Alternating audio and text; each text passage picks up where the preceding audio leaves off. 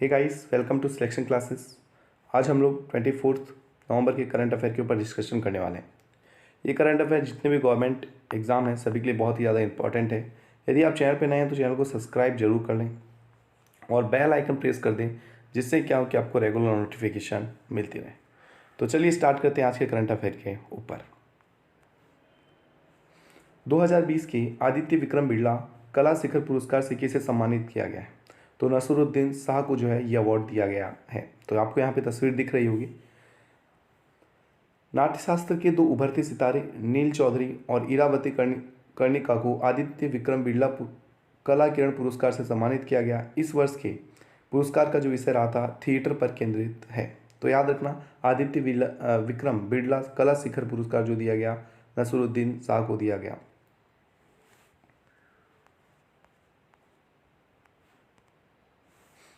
Economics intelligence unit ने साल 2020 की दुनिया के सबसे महंगे शहरों की सूची world wide cost of living जारी की, जिसमें किन शहरों को सबसे महंगे शहरों के रूप में घोषित किया है? तो हांगकांग चाइना में, पेरिस फ्रांस और ज्यूरिख स्विट्जरलैंड, ये जो 3 शहर हैं विश्व के सबसे महंगे शहर घोषित किए गए हैं। यदि बात करें दमिश्क, टास्केंट, लुसाका इस सूची में सबसे सस्ते शहरों में अंतिम 3 स्थान पर रहे थे। इकोनॉमिक्स इंटेलिजेंस यूनिट का जो मुख्यालय लंदन यूनाइटेड किंगडम में है और इकोनॉमिक्स इंटेलिजेंस यूनिट की जो स्थापना हुई 1946 में। तो याद रखना, सबसे 3 महंगे जो शहर घोषित किए गए हैं EIU के थ्रू, तो हांगकांग, पेरिस और ज्यूरिख है।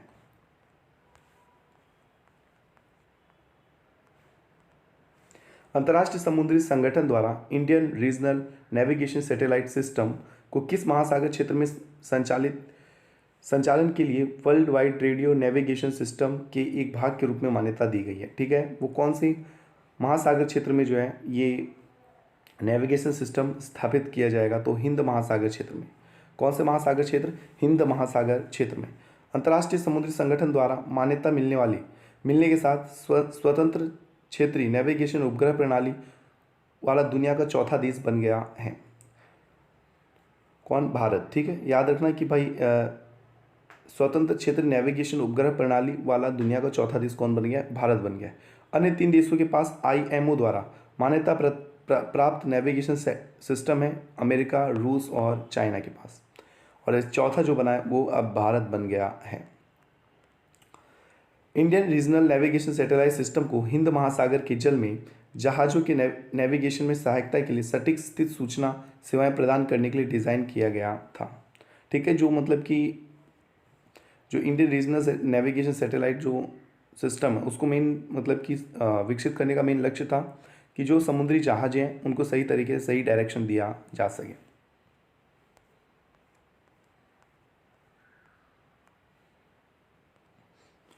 पंद्रहवां G20 शिखर सम्मेलन किसकी अध्यक्षता में आयोजित किया गया?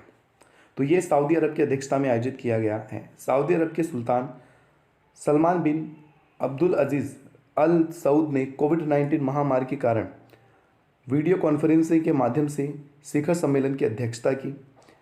और ये जो शिखर सम्मेलन हुआ इसका जो विषय रहा था वो था realising the opportunities of 21st century of all.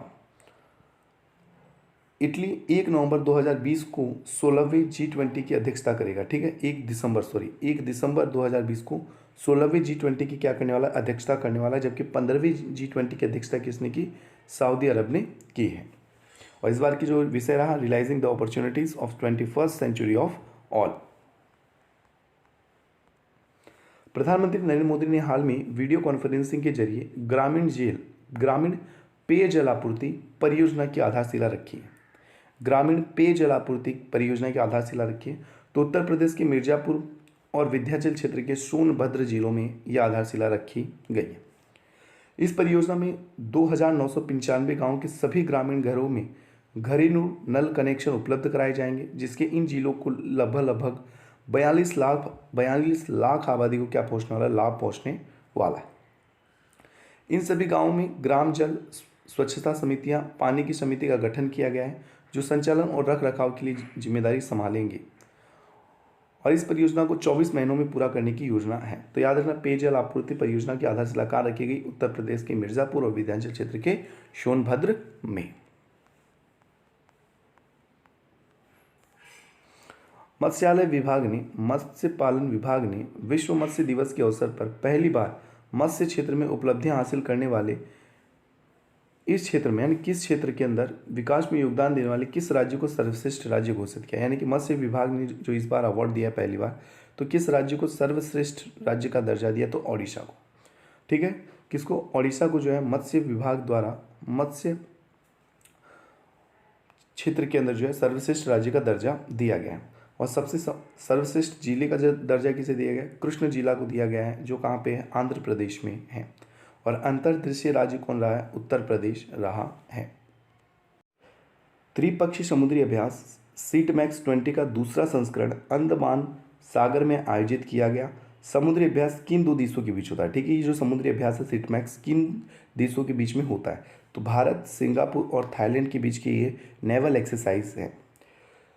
सीटमैक्स श्रृंखला अभ्यास भारतीय नौसेना, आरएसएन और रॉयल थाई नेवी के बीच आंतरिक अंतर संचालन को बढ़ाने के साथ साथ आपसी विश्वास को मजबूत बनाने के लिए किया जाता है। तो याद रखना कि यानी कि रिलेशन को मजबूत करने के लिए एक प्रकार की एक्सरसाइज है देशों की। तो प्रधानमंत्री हैं थाईलैंड के प्रांत ऊंचा है, राजधानी बैंकॉक है, वहाँ की जो मुद्रा थाई बहत है। वही सिंगापुर की राजधानी सिंगापुर है, वहाँ की जो मुद्रा डॉलर है सिंगापुरी, और प्रधानमंत्री है वहाँ के ली हिशियन। भारतीय जीवन बीमा निगम ने यानी एलआईसी ने जीवन बीमा पॉलिसी करने के लिए एजेंटों के लिए एक डिजिटल एप्लीकेशन लॉन्च किया है। तो बताइए उस एप्लीकेशन का नाम क्या है, उस एप्लीकेशन का नाम है आनंदा। ठीक है, कौन सा, आनंदा उस एप्लीकेशन का नाम है, जिसका पूरा नाम है आत्मनिर्भर agent new business digital application. Digital application agent या सहभागियों की मदद में पेपरलेस मॉड्यूल के माध्यम से जीवन बीमा पॉलिसी करने के लिए ऑन बोर्डिंग प्रक्रिया का एक साधन है। यानी कि इसके थ्रू क्या होगा, जो एजेंट होंगे वो बिना पेपर के, ठीक है, विदाउट पेपर के जो है एलआईसी के जो भी मतलब कि कार्य हैं वो कर पाएंगे, यानी पेपर फ्री, एलआईसी को पेपर फ्री करने की एक प्रकार की ये एप्लीकेशन है। भारत जीवन बीमा निगम का जो मुख्यालय मुंबई महाराष्ट्र में है और वहाँ के जो अध्यक्ष हैं एम.आर. कुमार है, और उनकी जो स्थापना हुई थी एलआईसी की वो हुई थी 1 सितंबर 1956। ठीक है, ये काफ़ी इंपॉर्टेंट है, एलआईसी की स्थापना कब हुई थी, 1 सितंबर 1956 को ही। तो और जो आनंदा ऐप है ये किसने लॉन्च किया है, एलआईसी ने लॉन्च किया है। किस लिए लॉन्च किया है, पेपर फ्री करने के लिए। ठीक है, यानी कि जो भी एजेंट के काम है वहाँ पे पेपर का यूज़ कम से कम हो।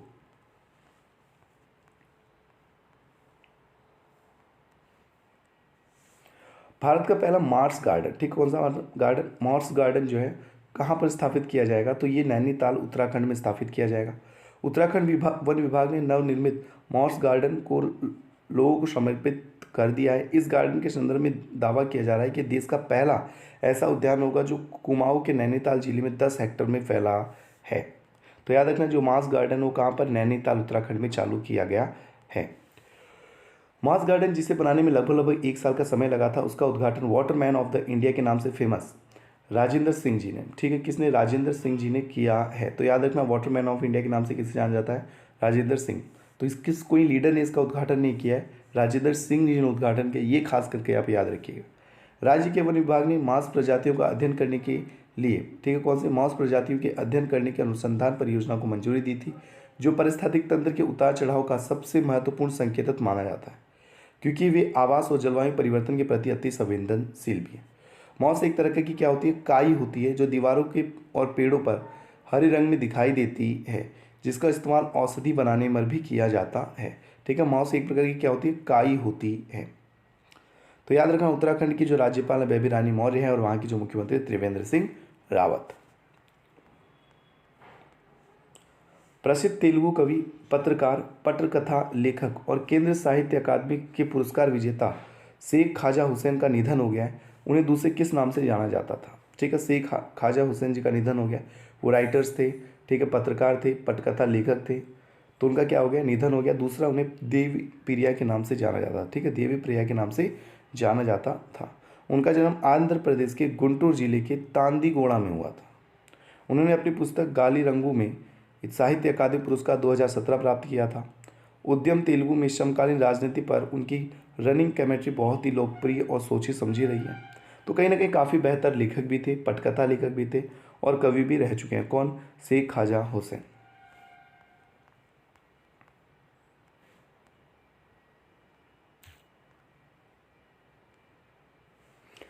अमेरिकन अंतरिक्ष एजेंसी नासा और यूरोपियन अंतरिक्ष एजेंसी ने बढ़ते वैश्विक समुद्र के स्तर की निगरानी करने के लिए किस उपग्रह को लॉन्च किया? तो कॉपरनिकस, सेंटिनल-6 माइकल फ्रीलिच उपग्रह। ठीक है, कौन सा उपग्रह? जो उपग्रह है वो है कॉपरनिकस सेंटिनल-6 माइकल फ्रीलिच उपग्रह। ये किस लिए लॉन्च किया है? वैश्विक समुद्र के स्तर की देखरेख करने के लिए। सेंटिनल-6 माइकल फ्रीलिच उपग्रह मौसम के पूर्व अनुमान के सटीक पता लगाने और समुद्र तट पर जहाज नेविगेशन को समर्थन करने के लिए बड़े पैमाने पर समुद्र की धाराओं पर विस्तृत जानकारी प्रदान करेगा। यानी कि जो मेन लक्ष्य है इस सैटेलाइट का, वो लक्ष्य है कि भाई ये समुद्र की अतिरिक्त जानकारी हमें दे सके। तो ये जो है अमेरिकन एजेंसी नासा और यूरोपियन एजेंसी रूस की जो है, उन्होंने जो है साथ मिलकर ये कार्य किया है। National aeronautics and space administration के जो प्रशासक हैं वो हैं जिम ब्रिडेनस्टाइन, और नासा का जो मुख्यालय है वो अमेरिका में है, वाशिंगटन डीसी में। तो दोस्तों उम्मीद करता हूँ आपको ये करंट अफेयर बहुत पसंद आई होगी। वीडियो को ज़्यादा से ज़्यादा शेयर करें, लाइक करें और चैनल को सब्सक्राइब करना ना भूलें। Goodbye, take care.